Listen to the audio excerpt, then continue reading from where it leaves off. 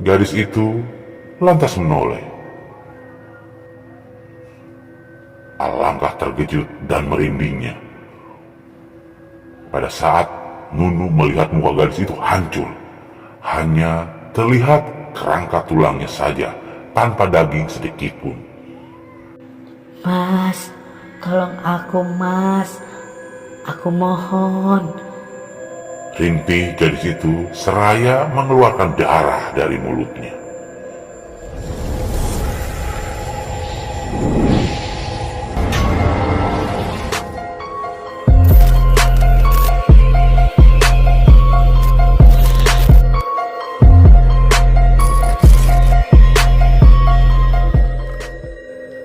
Bismillahirrahmanirrahim.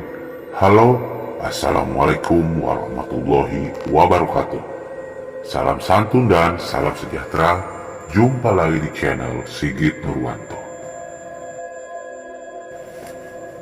Seperti biasa, channel Sigit Nurwanto akan bercerita tentang kisah horor. Di episode kali ini, channel Sigit Nurwanto akan bercerita tentang kisah horor, yaitu kisah nyata tinggal di kamar kos yang ternyata tempat menyimpan mayat korban pembunuhan. Ini adalah kisah nyata yang dialami, sebut saja namanya Nunu. Jadi, nama dan tempat disamarkan. Kita langsung ke cerita. Tinggal di kamar kos, inginnya nyaman, tapi malah dapat cerita horor. Ternyata kamar digunakan menyimpan mayat korban pembunuhan. Seminggu sudah Nunu tinggal di kos-kosan yang baru. Ia pindah dari kos-kosan lama lantaran jauh dari kampusnya. Sebenarnya itu bukan masalah baginya. Terlebih sebagai seorang perantau dari kota Malingping, ia lebih memilih pindah karena ia ingin berhemat dan kos-kosannya yang baru harganya murah.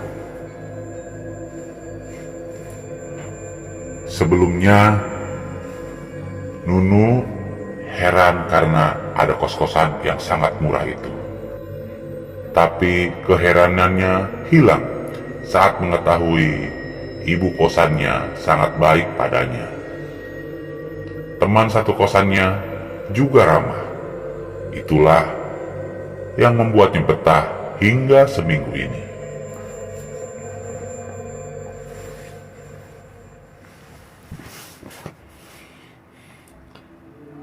Sampai suatu malam, sekitar pukul 24.00, Nunu pulang.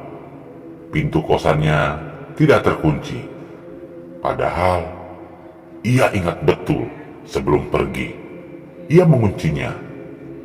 Tak hanya itu, semua lampu yang seharusnya mati justru menyala. Perasaan pintu tadi sudah kukunci.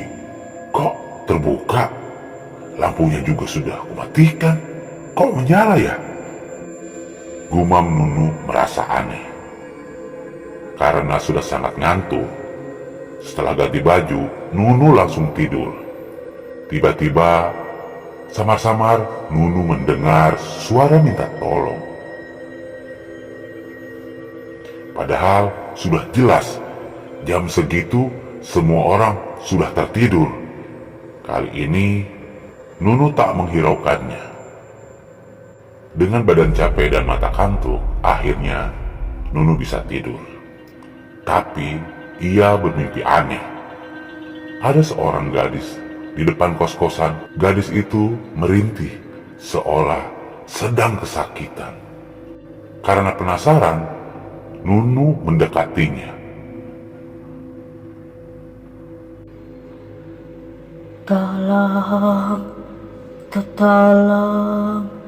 Tolong aku. Rintihan gadis itu. Maaf, "Siapa, Mbak? Apa ada yang bisa saya bantu?" ujar Nunu. Gadis itu lantas menoleh. Alangkah terkejut dan merindingnya pada saat Nunu melihat muka gadis itu hancur. Hanya terlihat kerangka tulangnya saja tanpa daging sedikit pun. Mas, tolong aku, Mas. Aku mohon. Rimpi gadis itu seraya mengeluarkan darah dari mulutnya. "Tidak!" Nunu terbangun dari mimpinya. Astagfirullahaladzim, untung hanya mimpi.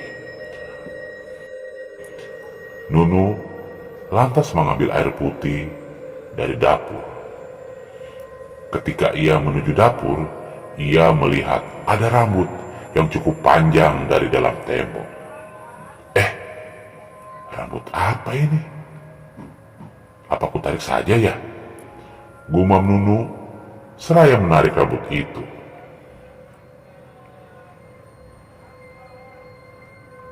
Alangkah terkejutnya.